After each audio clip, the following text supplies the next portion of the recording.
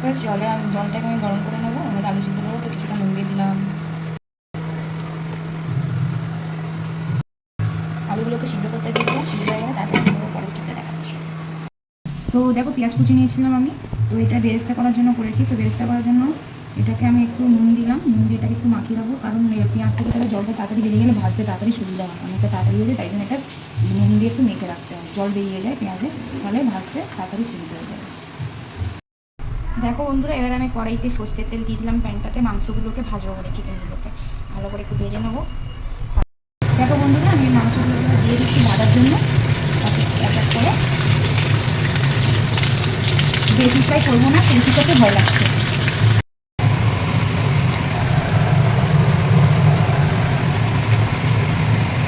পেঁয়াজটাকে আমি বেরেস্তা করে নিচ্ছি, অনেকটা জল বেরিয়েছিল, তো ওটাকে আমি ফেলে দিয়ে ভালো করে এটাকে বেরেস্তা করছি। তারপর হালকা হালকা ভাজছে, একদম ব্রাউনিশ হবে, একদম পুড়িয়ে গেলো না, ব্রাউন কালার হবে।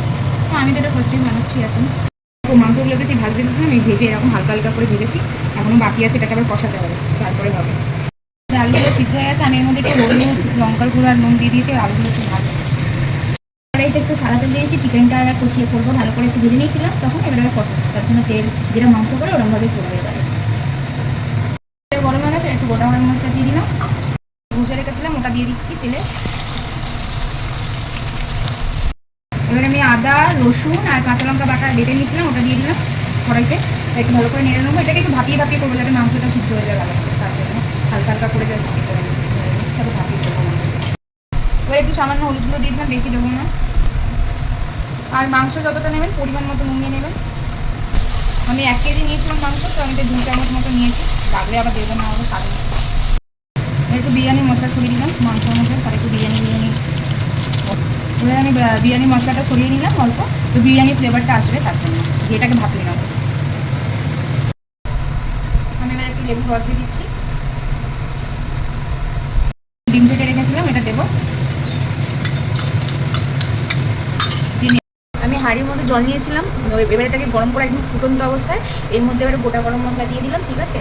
তারপরে একটু লেবুর রস দেবো, যাতে এটা কী জন্য দিচ্ছি, যাতে ভাতটা যে হবে চালটা সেটা সাদা হবে, কালারটা একটু সাদা হবে, ভালো পরিষ্কার হবে। পরিমাণ মতো নুন দিয়ে দিচ্ছি, যেহেতু আমার 750 চাল আছে, তাই জন্য একটু বেশি করে নুন দিচ্ছি, ভাতের সাথে ঝেড়ে নিলে নুনটা কমেই যাবে। এই হাঁড়ির মধ্যে প্রথম প্রথম ভিডিও বানাচ্ছি না, একটু মিষ্টি হয়েই যায়, তো আমি সাদা তেল দিয়ে দিচ্ছি। সাদা তেলটা কেন দিলাম, ভাতগুলো ঝরঝরে হবে, একটু তেল তেলে টাইপের হবে, ভালো হবে, ঝরঝরে হবে, তার জন্য একটু বেশি করে সাদা তেলটা আমি দিয়ে দিচ্ছি। এবার আমি চালগুলোকে দিয়ে দিচ্ছি, এবার একটু ঘি ছড়িয়ে দিলাম, যাতে একটু ঘিয়ের গন্ধ আসে। আমি 2 চামচ মতো দুধ নিয়ে নিয়েছিলাম, কাঁচা দুধ, আর একটুখানি এবার গোলাপ জল দিচ্ছি, আর একটুখানি কেওড়া জল দিয়ে দিলাম, আর এর মধ্যে একটু কেশর দিয়ে দিলাম। এটা একটু কালার হবে, যাতে ন্যাচারাল কালার, তার জন্য আমি ফুড কালারও এখানে নিয়েছি, গুলে রেখেছি অল্প করে দেবো বলে, আর এটা ন্যাচারাল কালার হয়, ভালো হয়।